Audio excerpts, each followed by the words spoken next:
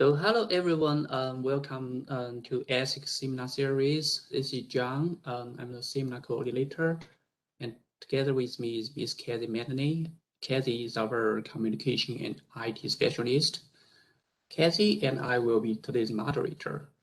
Just so you know, then this seminar is being recorded, and we will put the video recording on our ASIC YouTube channel. You are welcome to bring up any questions after the speaker presentation.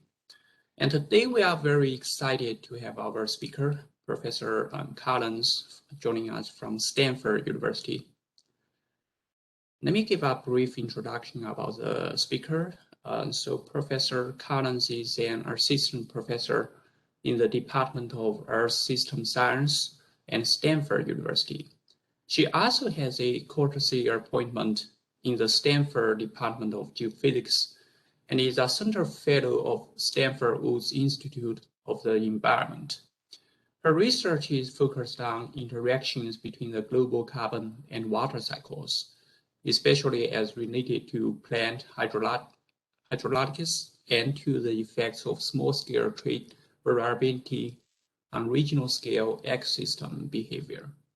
She received the NASA New Investigator Award in 2018, the NSF Career Award in 2020, and is one of the recipients of the HU Global Environment Change Early Career Award in 2021. So I'm going to hand this over to the speaker, and Professor, please proceed. All right, well, thank you for the introduction there. Hopefully you can all hear me okay. And I should say, I always feel a little bad in these talks because I get this long introduction of my background. But really, I want to say that the work I'm going to be presenting today, would not have been possible, and really is the people deserving all of the credit for it are the students and postdocs in my group that actually did this work. So I've put their pictures up here. Mustafa Momin, Natan Holtzman, Yanlan Liu, Krishna Rao, and Jackie Fortin-Fleffel are all big contributors to this work. We'll try to sort of give shout outs. So if you ever run into them at a future conference and you're interested in this, I'm sure they'd be happy to chat with you. But yeah, so today I'll be giving a little bit of an overview of some work that my group has been working on for a couple of years now, which is to try and see how we can best use microwave remote sensing to study the response of plants to water stress of all kinds. And I understand that this is a pretty broad group. So I wanted to start a little bit by talking about why we might want to understand how plants, vegetation respond to water stress. And if you're, a hydrologist or an atmospheric scientist, the sort of most obvious reason to care is that has a big influence on water fluxes and especially on transpiration. Because of the effect of plant water stress on transpiration, this effect also affects the surface energy balance at the surface, the sort of partitioning of incoming radiation into latent and sensible heat that then goes back and feeds back to weather and climate. And even if you don't care about the atmosphere, right, just from a basic hydrologic water balance, as you see in the bottom of the screen here, when we change that transpiration through different plant water stress responses, we also just fundamentally change the amount of water that's available for things like runoff or storage changes, or basically eventually, human water resources use. Now, if you're not a hydrologist, you might still care. For example, you might be an ecologist who cares about plant water stress for multiple reasons. One of them is that plants fundamentally open or close their stomata to trade off not wanting to lose water through transpiration and wanting to gain as much carbon as possible to drive photosynthesis. As you see in the figure on the right here, for example, that two species, even when they're growing alongside each other, if they have a different plant water stress response, a different trade-off there, they'll grow at dramatically different rates. And as I'll talk about in the talk later today, also similarly, the plant water stress response has a big influence on mortality risk and on fire risk as well. So we care about this a lot. But there's a couple challenges in general with studying plants and water stress. One is that if we use on-the-ground measurements, you tend to get availability of data that looks something like this map. Now, this is a map of eddy covariance towers across the world that tell us about evapotranspiration. Basically, if you want to pick your favorite relevant variable, I'm pretty darn confident that any equivalent map that you put on for a different variable is going to look something like this in terms of patterns, which is that you have a ton of measurements, right, in the US, in Western Europe, in China, but that there's also large swaths of the world that are much less intensively studied and therefore more poorly understood. Another sort of key challenge with studies of plant water stress response is that, like many things at the land surface, this in particular is super spatially variable, right? And we see that kind of in this picture on the left here, where we have pinyon pines and junipers kind of growing alongside each other, again, experiencing the same meteorological conditions, but drastically different mortality rates between the two during a bad drought here. Or if you don't like pictures for whatever reason and you want to see this in numbers, right? We can look at one particular just sample drought response trait here on the right. These are all different species that are growing at a single site in South Africa, right alongside each other. And basically they cover sort of the full dynamic range of either responding really aggressively to drought stress or not aggressively at all. So when we want to study plant water stress in general, right, we sort of have this issue of biased data towards certain locations and just also needing a ton of data because of the spatial variability. And so what I'm going to argue here today is that this means that remote sensing can be particularly useful just for getting us more data across the entire world, right, in a less biased manner, and in a way that sort of naturally aggregates over some of that variability that I just mentioned. So when we use remote sensing for this problem, I'll go a step further and I'll say, okay, well, I think remote sensing is most helpful here in the context of trying to measure vegetation water content. So you'll hear me talk about vegetation water content a lot, so I thought we might take a step back and sort of ask ourselves, okay, well, what is this? And some of it is in the name, right? It is the water content that is stored in plants, particularly above ground. And it really reflects the balance of the amount of water coming in through the plant, through root uptake, and the amount of water leaving the plant through transpiration. So the sort of classical view in surface hydrology is that, when we have transpiration, it's something that depends on soil moisture. And yeah, for all intents and purposes, this plant doesn't exist, right? That water goes from the soil to the leaves where it's transpired instantaneously. And we don't care about how much water is actually in the plant. Well, that's not correct. It does physically take time for that water to move around. And as the water moves around and the water content and different components in the plant change, so does the water potential, which is basically sort of the force that's driving the flow of water itself, as well as that stomatal closure that is such a big influence on transpiration. So actually, vegetation water content is quite relevant for transpiration modeling, and I think work from a whole variety of people in recent years has shown that this is quite useful to study if you really want to understand water stress responses, especially during times of intense drought. Okay, so now that we've sort of given a little bit of background, what am I actually going to talk about that's new today? So like I said, I want to make this sort of case for my thesis that microwave remote sensing is particularly helpful here. So I'll start a little bit just by giving a bit of background on microwave remote sensing of ecosystems. And I'll then argue why I think this is particularly helpful for plant water status, and really spend much of the talk going through sort of 3 examples of how microwave remote sensing can be useful for different scientific questions in this space. We'll look at wildfire, we'll look at mortality, we'll look at this sort of issue of how we look at traits and might parameterize land surface models. So let's start a little bit with just some background, like I mentioned. So I keep mentioning microwave remote sensing as opposed to remote sensing in general. And that's really for 2 reasons. So microwaves have two main advantages here. One is just that they're directly sensitive to water content. That's what influences dielectric constant and influences, your observations. So if you want to study water, looking at something that's directly sensitive to water content, is pretty helpful. The other major reason here is that microwaves, unlike many other types of remote sensing, can sense through clouds.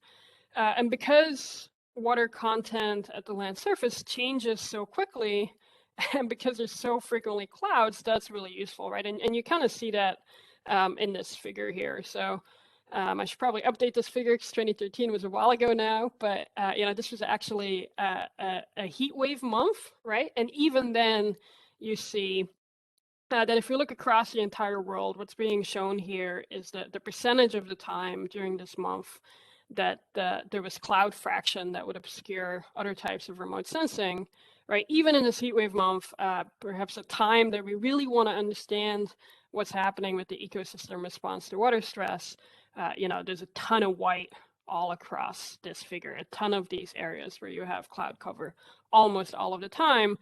That would really prevent you from sort of unbiased studies unless you have these microwaves that can sense through clouds. So I'm a pretty big fan of microwaves myself. But there's, some fun complications. One of which is that microwave remote sensing is affected not just by vegetation water content, but also by the moisture content of the soil. In fact, traditionally, if you do Google Scholar on these measurements, most of the sort of studies have been using microwave remote sensing for soil moisture, which is also, of course, incredibly useful. But we also have this dependence on vegetation water content that for a long time was much more ignored relative to the soil moisture applications. And I just have one, little throwaway line here. We have these 2 sensitivities. There's actually a whole lot of fun to be had trying to make sure that you're accurately disentangling the vegetation and the soil water content signals.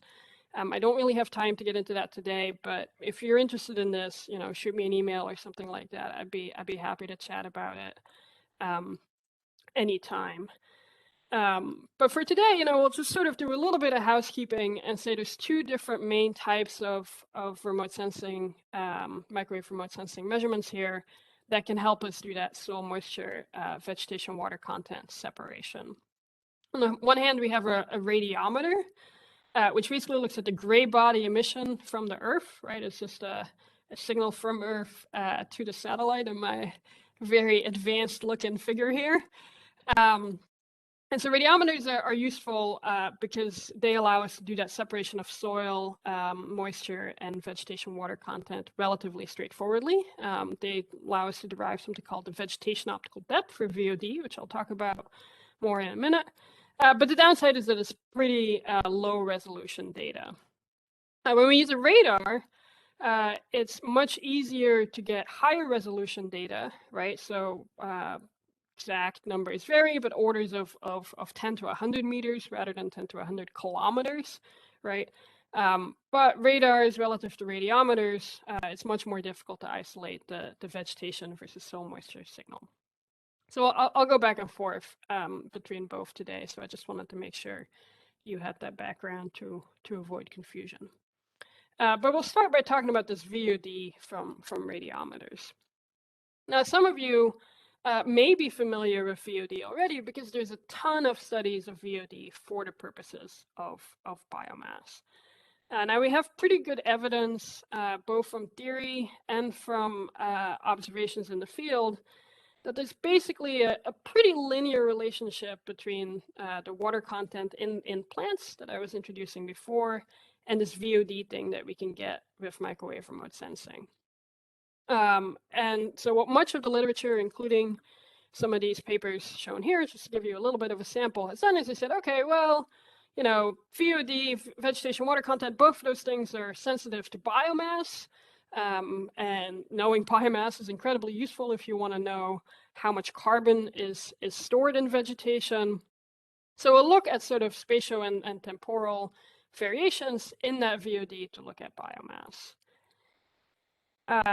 And so you might ask, okay, well, I've seen this before, right? Or you just shown me some of these titles of papers, Alex.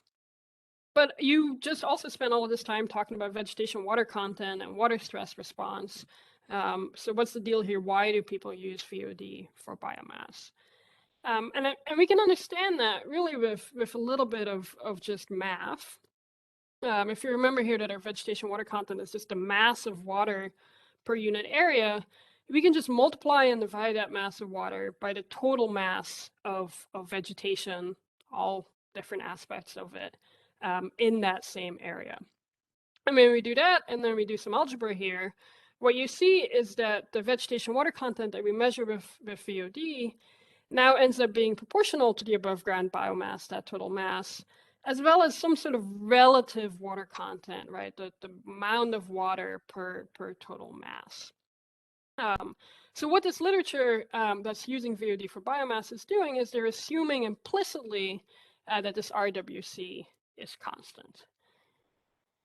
But it's not quite so easy, and we know that if we go and talk to plant physiologists who have known for a very long time that the relative water content of vegetation can change quite a bit depending on water potential and depending on sort of the water status of the plant, right? That water potential that, like I mentioned before, kind of drives stomatal closure and transpiration fluxes, among others.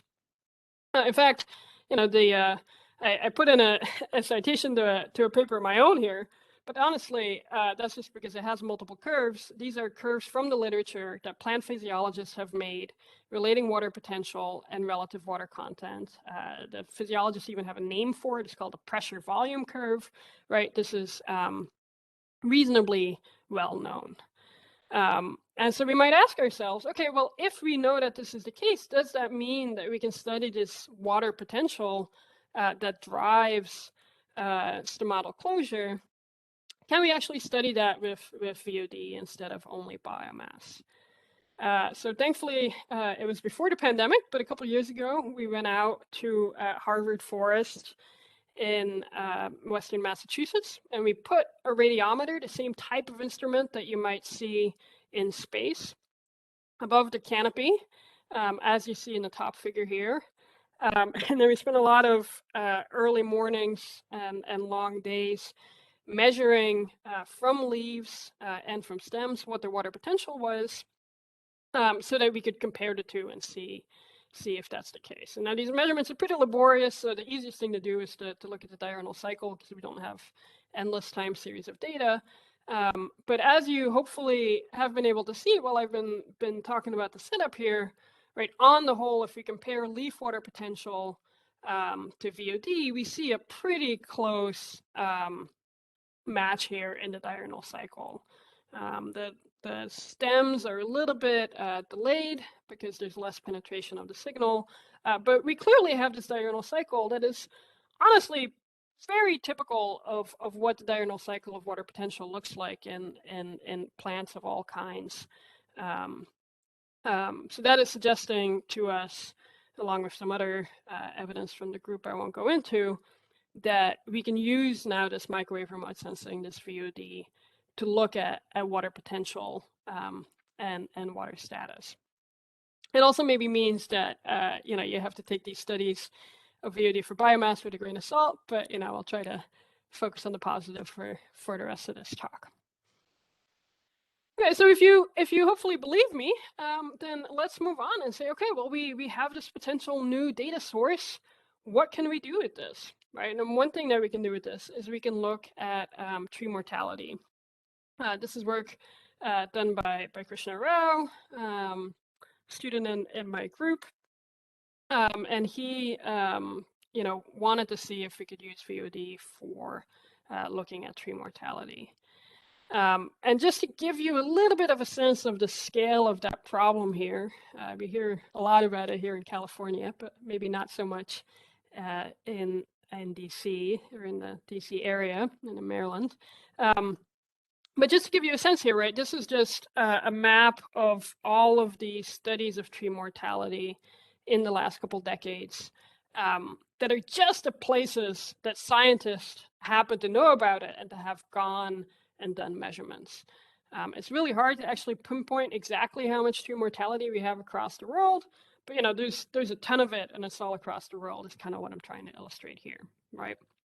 And some of the sort of particularly strong signals in the U.S. at least have come from the wrote another one, but the previous California drought from roughly 2012 to 2016, when there was a ton of tree mortality in the Sierra Nevadas primarily. And so you sort of see that here.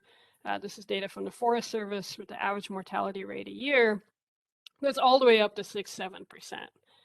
Now, depending on your background, 6-7%, that may or may not sound like a lot, right? But if you think about that as 1 in 15 trees dying in any given year, right, you can imagine that if this happens for a couple of years, that's a really significant effect on your forest, right?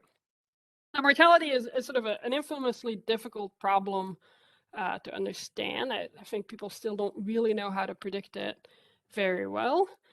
But there is sort of increasing evidence in the last couple of years that the water content that we can see with microwave remote sensing might be relevant here.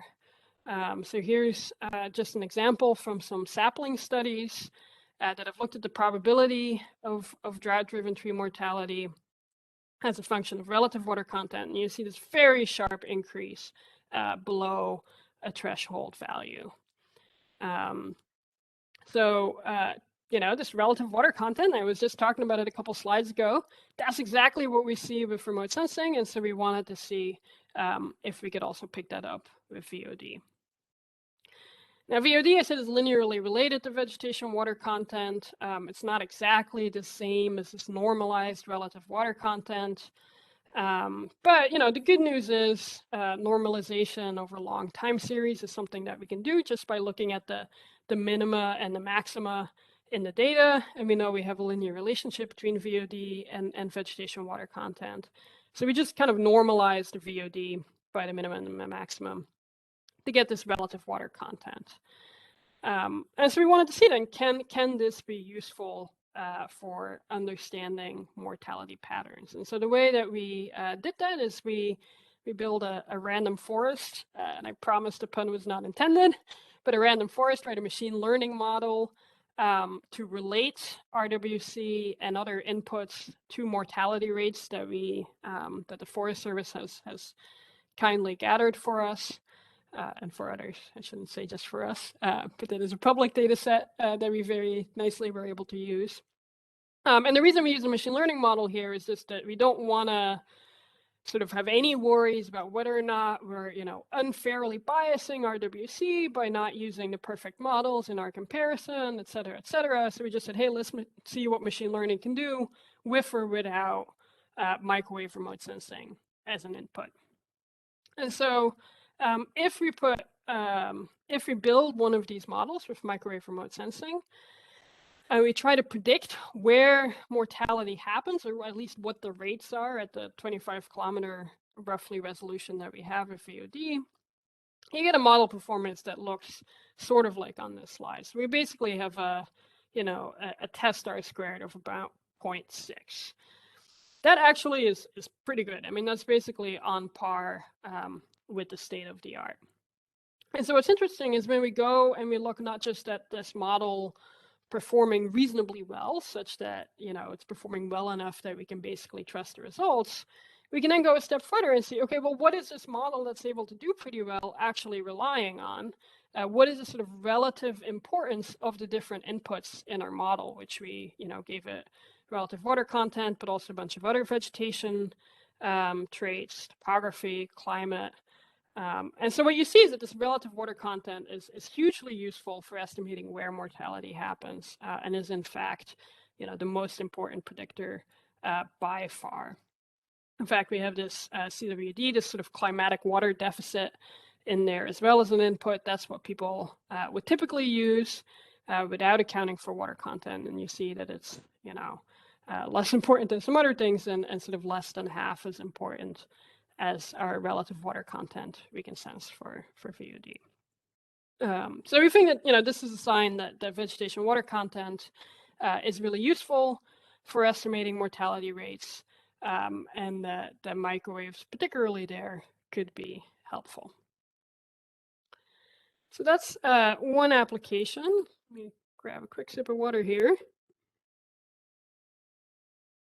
Another sort of way I just wanted to show that microwave remote sensing can be useful for plant sort of water relation studies is if we look at wildfires and particularly the effect of the fuel moisture of live vegetation on those wildfires.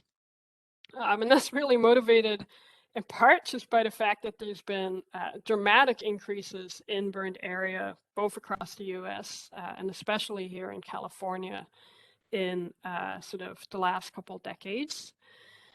And there's, a couple different reasons for that, but the science is pretty clear that one of the reasons that that is happening is because of climate change.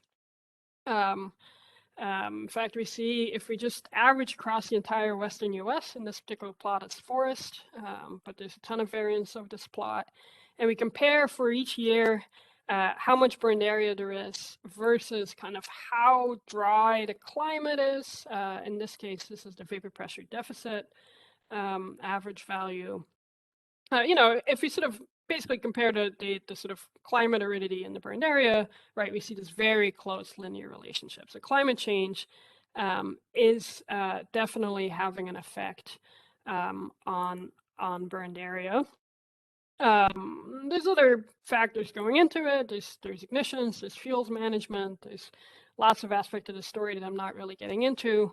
But we have this relationship, and you might wonder why I'm going on this tangent, but what I'll basically argue today is that that relationship is mediated significantly through the effect of flammability, the effect of climates on how flammable vegetation is. And so hopefully it's pretty intuitive, right? That if you have something that's pretty dry, that's going to burst into flames and have those flames keep burning more easily than if you have wetter things.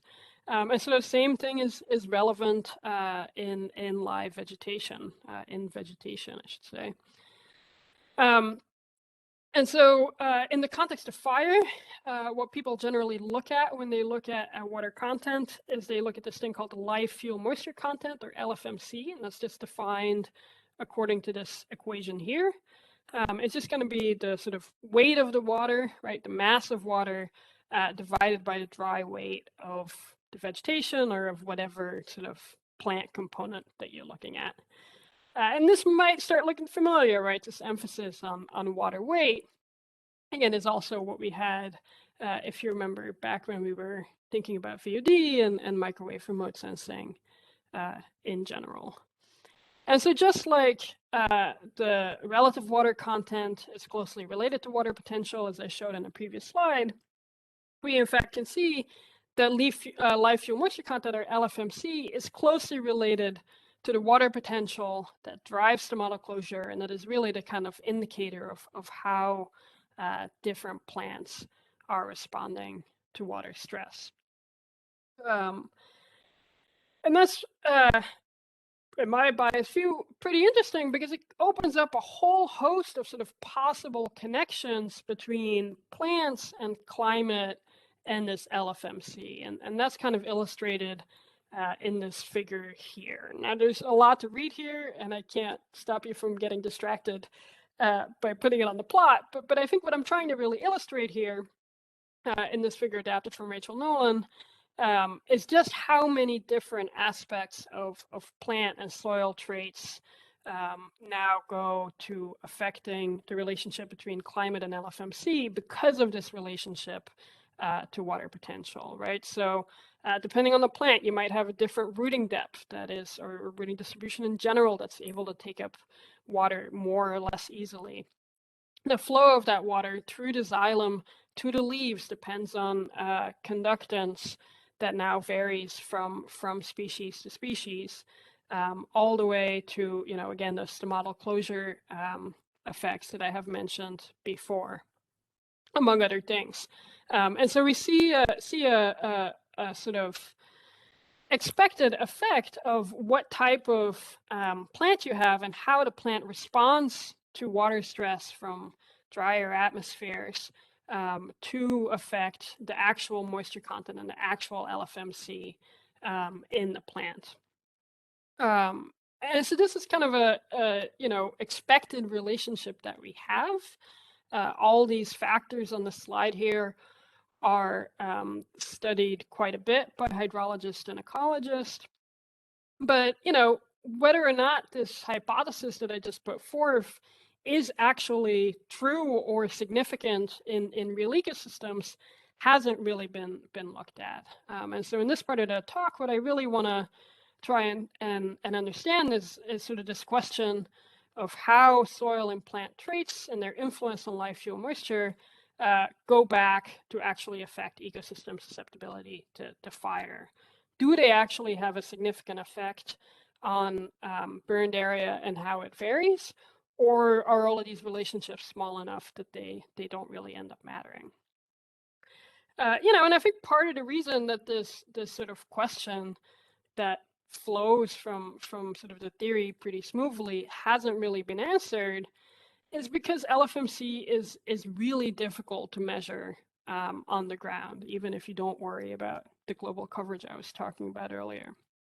So the way right now that the live fuel moisture content is measured is destructively, right? So people go out to vegetation in different locations, usually with a little bit of a trek. You collect different samples of plant matter, you weigh it, you stick it in the oven for a long time to make sure it gets fully dry, you weigh it again, right? It's this long and really laborious process. So the Forest Service in the Western US does an incredible job actually collecting these measurements. It's really unparalleled anywhere else in the world. But still, even with that, you sort of get measurements not every day, certainly, and at most at sort of hundreds of sites, right? So here on the bottom is a map of all of the possible sites. So you might be able to take a little bit of a stab at what my solution for this challenge personally is, which is to use microwave remote sensing. And that's exactly what we did, what Krishna and Jackie did. And I won't go into the details here, but basically we combine that data with high resolution synthetic aperture radar, microwave data, and machine learning to be able to map live fuel moisture content at high resolution, 250 meter spatial resolution across the entire Western US. And so you see here in these maps, occasionally we have some missing data from missing swaths, but the real sort of thing I'm trying to convey with these images here is that we now see at high resolution and in ways that are totally different across ecosystems, these changes in live fuel moisture content with time as the meteorological conditions evolve. And so now we have data to go answer that question that I was posing earlier. How does the soil and the plant traits and how to integrate to sort of affect the moisture sensitivity? How does that regulate overall vulnerability to fire of an ecosystem? And so you can kind of see that in this schematic here. So we're going to look at dry conditions, mostly through the lens of high vapor pressure deficit or a dry atmosphere. Exactly what climate aridity to best use is a whole other question. But basically what we'll do is we look at high VPD as a measure of sort of drought stress. And then we say, okay, well, if you have multiple ecosystems, can we in fact see that the ecosystems that are really drought sensitive because of their soil and plant traits, where LFMC drops a lot, do those behave differently than other ecosystems where maybe if we similarly have high VPD and LFMC drops less because, you know, the plant keeps its stomata closed so that you don't have much water loss, or maybe the plants have deep roots so you're able to stay wet even in these dry atmospheric conditions. Do we see that if LFMC responds differently to climate in different places, that actually has an effect on how much area then burns? And so to figure that out, we came up with this metric known as the plant water sensitivity, or the PWS. And it's basically going to be just a quantitative measure, right, of this sort of schematic here of when you have an increase in climate aridity, does LFMC drop a little or a lot? You know, does it stay relatively constant with climate like on the left here, or is it totally variable depending on what the atmosphere is doing and the soil water availability, I should say. So with our LFMC data from SAR, we were able to go and measure that. And you get the result that's shown on the screen here, which is a map of what we call plant water sensitivity that's super variable from pixel to pixel, right? And so you might look at that and say, okay, well, you know, what am I supposed to do with this? I don't recognize a clear pattern. But I think that actually makes sense, right? Because there's a ton of factors that go into this. I mentioned, right? It depends on the roots, it depends on the soil type, topography, the xylem, the stomatal properties, the sort of heterogeneity of vegetation, how big vegetation is, all these different sort of traits that really depend on way more than just your typical broad biogeographic factors alone, right? Topography, soil, but also things like land use, for example, land use history. So there's so many different factors going into this. So we kind of expect this map to be pretty heterogeneous. But what's interesting is we can now use it to test our hypothesis and just go look at different places with different values of PWS and see if their sensitivity to burn area in drier conditions is the same or not. And when we do that, we get a plot that looks somewhat like this. So we combine plant water sensitivity from across the western US, and we normalize everything so we can do a fair comparison. But you see that the burn area sensitivity is you know, almost twice as high in areas of plant water sensitivity that is high than in areas where it's not. So, you know, this theoretical hypothesis that I put forth is kind of borne out here, that how different plants respond to drought stress has a big effect on LFMC and therefore on wildfire vulnerability overall. And that's significant here because this effect of plant water stress response and how it varies between ecosystems is basically barely accounted for at all in wildfire models. Again, in part because we just haven't had that much data, and it's really hard to do. So I think this, you know, once again illustrates the power of microwave remote sensing for understanding the effects of plant water stress response. And with that, in just the last couple minutes of this talk, I'll try to squeeze in, without being too confusing, one last application, which is how we can look at sort of what I'll call hydraulic traits related to stomata and xylem at ecosystem scale. And the motivation for that is not some large dramatic change to ecosystems like mortality or fire, but the sort of desire to be able to account for some of this variability that I just showed in the plant water sensitivity map or in this in situ measurement from the introductions here, this plot on the slide, we have this enormous variability in plant water stress response.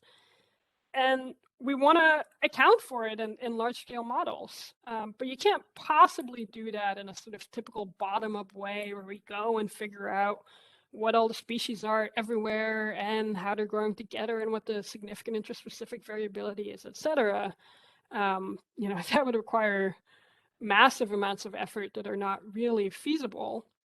And so we sort of asked the question, okay, well, if we want to account for this variability in models of water and carbon fluxes, can we do it with the help of remote sensing in a way where we don't have to worry about individual plants, but where we can sort of calculate these effective traits in diverse canopies to help us build more accurate models.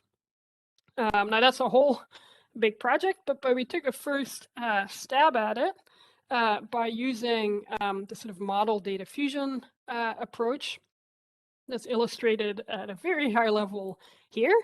But we ran a model of plant hydraulics of water moving through the plant and its effect on water and carbon fluxes all across the world, as dependent on the actual hydrometeorological conditions. And then for a different range of hydraulic traits, we simulated what the VOD and ET would look like everywhere under certain assumptions of hydraulic traits.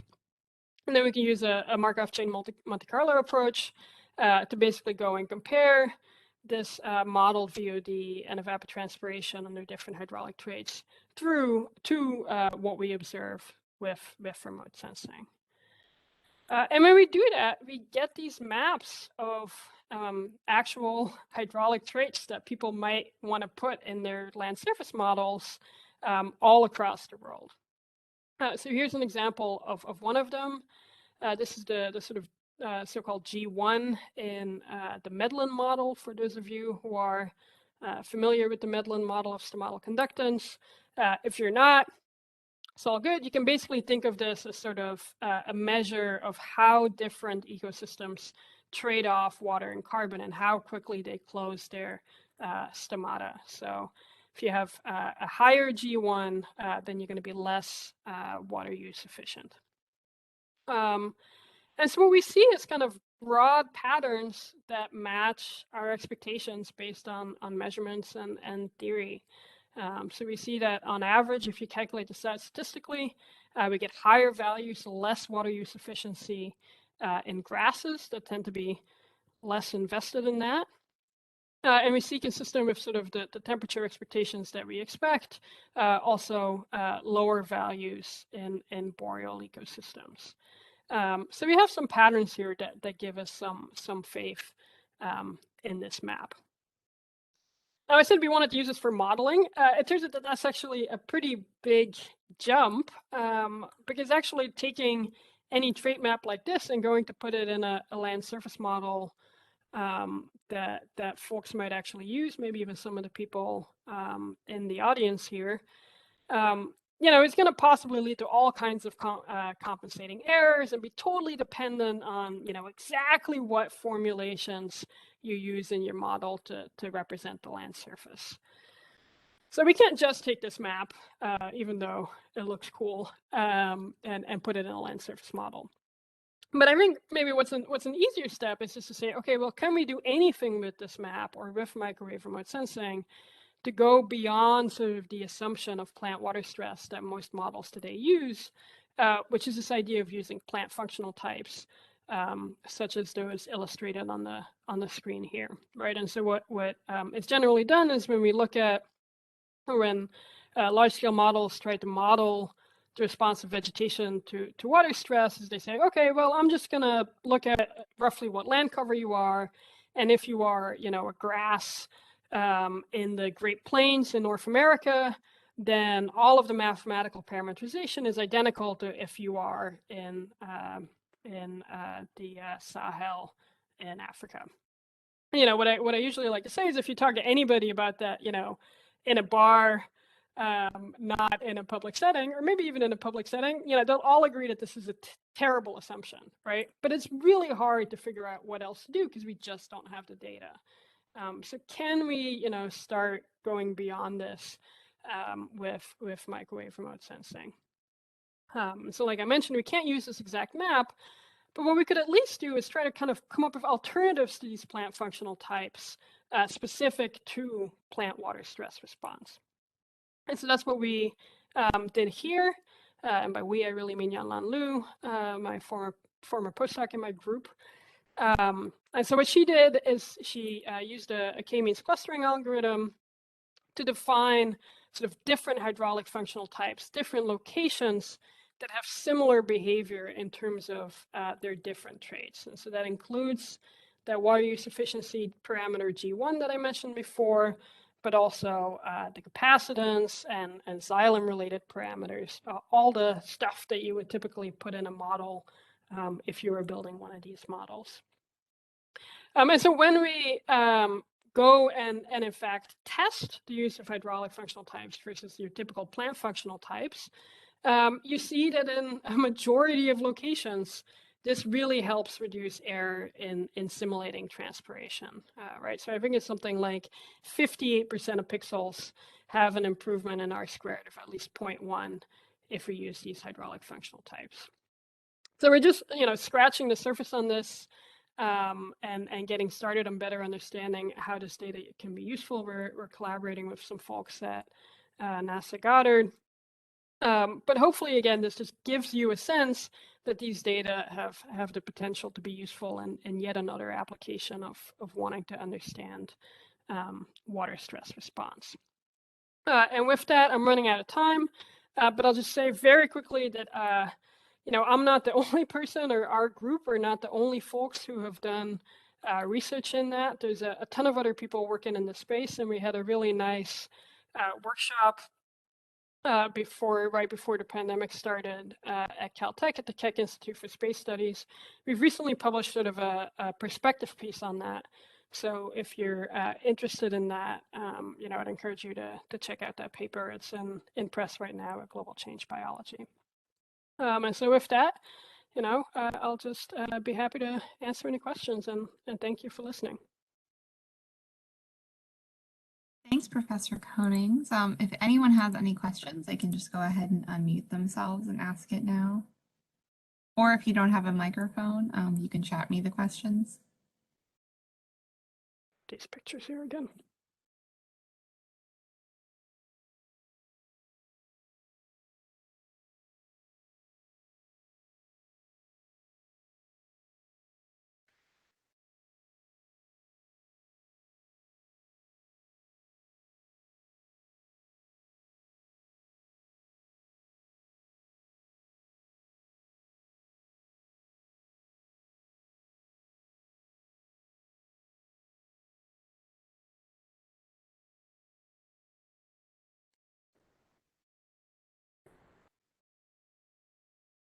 No questions means I either explain things very well or very poorly. Usually I think it's the latter, so we'll see.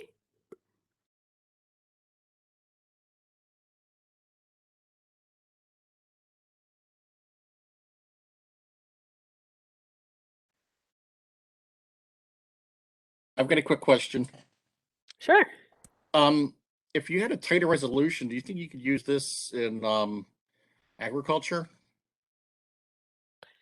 Yeah, I mean, absolutely. And in fact, there's, I give a somewhat biased view of things, right, based on the work in my group. But there's a couple groups out there, Brian Hornbuckle in Iowa especially, who have tried to investigate exactly that. Can we use this for improved crop modeling? What's also nice about agriculture is, I've completely not gone into any detail here on the actual sort of retrievals on the remote sensing and how you deal with making sure that your vegetation water content estimates are accurate. And agriculture is a lot easier of a setting to do that in than say forest, for example, because you can go and do those destructive measurements that I was talking about in the context of LFMC relatively easily, and you know, your vegetation's reasonably homogeneous, at least in a single field. So yeah, it's actually a fantastic setting for this data. Great So like if question. you use like GNSSR or something like that with a tighter resolution, you might be able to pull it off. Yeah, exactly right. I don't actually GNSSR especially is exciting. You know, people are using GNSSR for some of these types of questions that I talked about today. I'm not sure if anyone is doing that yet for vegetation water content in the context of agriculture. I don't think they are. I just did it for Yeah. surface water identification. Okay. Yeah. Identification. Yeah, I haven't seen anybody. And most of the but I other think it's a people great idea. in the team or whatever, the Cygnus group, Uh-huh. are soil moisture and things of that nature. Yeah, Well, exactly. So soil moisture affects the signal, right? Surface water affects the signal, and vegetation water content is the other piece here. So all right, cool. Thanks. yeah. Yeah. I just got a text question. So Sure. the bistatic radar is different from the traditional radar since it has a separate transmitter and receiver. Have you been looking at the bistatic radar such as NASA, CYG, NSS to retrieve the VWC or VOD? Yeah. So so this is a question about that Cygnus that was mentioned in the previous question as well. So we haven't done that yet, but it certainly is in theory should be eminently doable. We just haven't had the bandwidth for it in my group, pun semi-intended. But yeah, there's a ton of, you know, sort of interesting work to be done looking at the actual different microwave sensors that are out there and comparing them and optimizing the different ones for each application. And Cygnus is, you know, high resolution and frequent revisit, so it's great. Thank you. Do we have any other questions?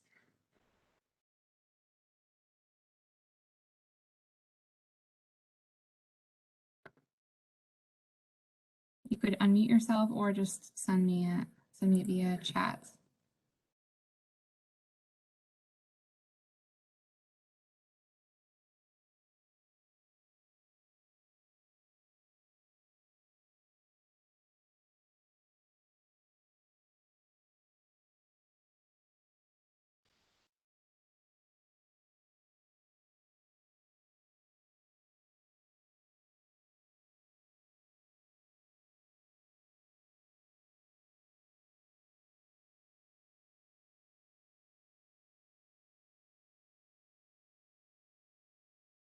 Okay, if there are no questions, then we can just go ahead and oh, I did just get a chat question from Eric Gao. Are vegetations in high latitudes being threatened by drought broadly now?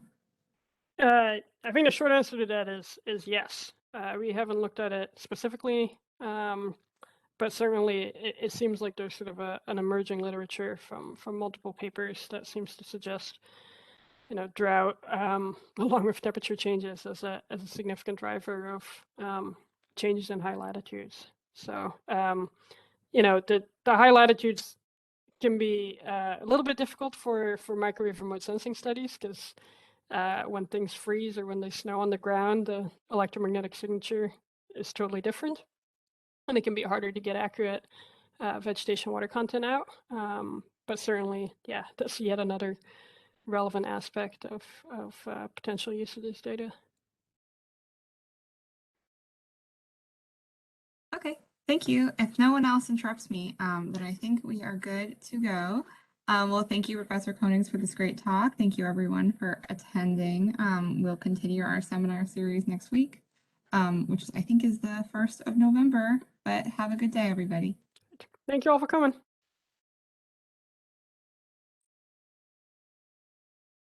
Thank you, Professor. We actually got lots of plenty of attendees. There are almost 50 attendees, and the peak, I think they got well educated.